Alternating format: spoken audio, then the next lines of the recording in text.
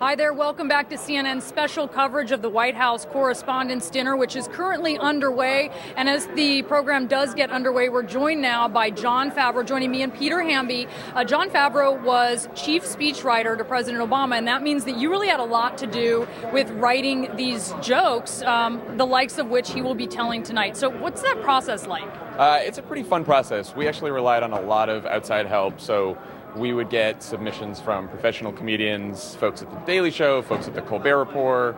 We had folks from Saturday Night Live. Were they just like sending stuff in, or did you have to like reach out? We would ask them for jokes like a month or two in advance, and people would send in a bunch of jokes. We also had, John Lovett used to do stand-up comedy before he was at the White House. David Litt used to do stand-up comedy. David Axelrod is very funny.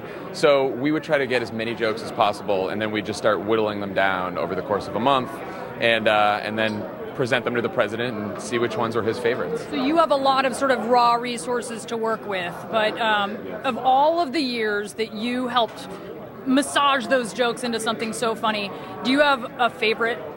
There's a few favorite moments. One of the fun things we did is one year we talked about how Politico would have covered great events in history. Okay, so and for context here, for our viewers who maybe don't read Politico, but this is something that Washingtonians kind of live and die by reading reading Politico. Explain what Politico is. This is my dream come true. Well, America, let me tell you about Politico.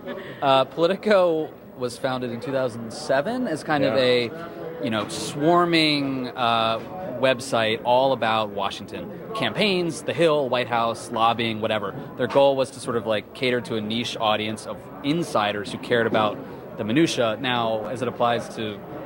This really coincided with Obama's rise as well. Yeah. So right. It happened during the campaign. Right. There's kind of this love-hate with the Obama administration and Politico where, they kind of, light on bristle. the love part, but yeah. Yeah, Okay. right. No, but they also feed stuff. So we actually have the jokes, so let's take a listen. Now, look, I have a reputation for giving cable a hard time, so let's pick on Politico for a while. People attack Politico for putting a new focus on trivial issues, political fodder, gossip sheet. That's not fair. Politico's been doing this for centuries now. Just check out these headlines. Our researchers found these. Japan surrenders, where's the bounce?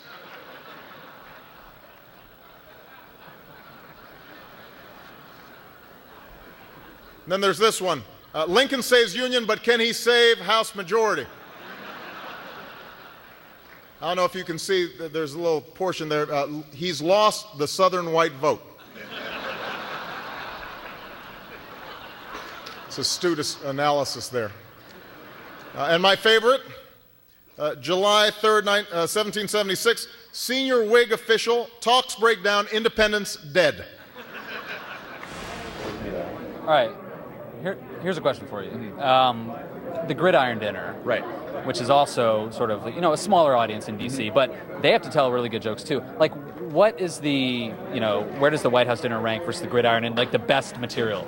The Gridiron's sort of annoying to us because we don't want to. He has to be funny at the Gridiron, but no one watches that. It's not on TV. Right. No one. It's a very inside Washington thing, even more so than this.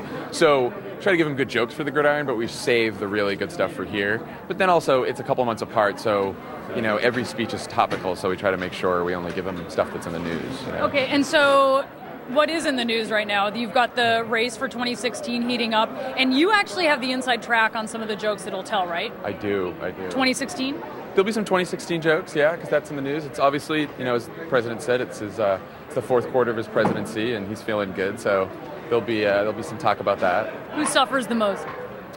Washington. Republicans? Hillary Clinton? Donald Trump. Everyone gets a little bit. Well, Donald Trump is here again. We did have some fun with him in 2011. That was our favorite. That's probably my favorite moment. So. What is it when he wants jokes? When President Obama wants jokes, what is he like? Does he like the ones that take on his political opponents? Does he like to joke about himself? He likes to joke about himself. I think his sense of humor is he really likes to poke fun at the absurdity of Washington and the political process, right?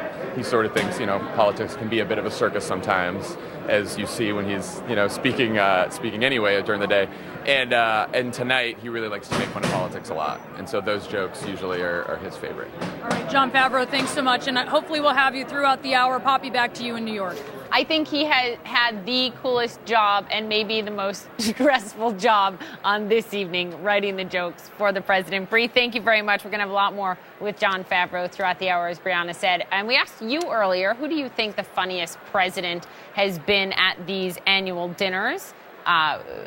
Clinton, Bush 43, or President Obama? And the script actually says, so I'm going to say this is not a scientific poll. If you needed to know, this is not a scientific poll. No. Bush 43, 14%, Clinton 17%, and President Obama kind of knocking it out of the park there at 69%. All right, we're going to actually talk about something sort of serious here. It is a big deal, especially if you're a journalist, because whether or not you agree with the results, one thing is certain, this White House is trying very hard to show the lighter side of President Obama, but it's not all fun and games. There's actually a purpose, and it's rubbing the press the wrong way. You're watching our special coverage of the White House Correspondents' Dinner.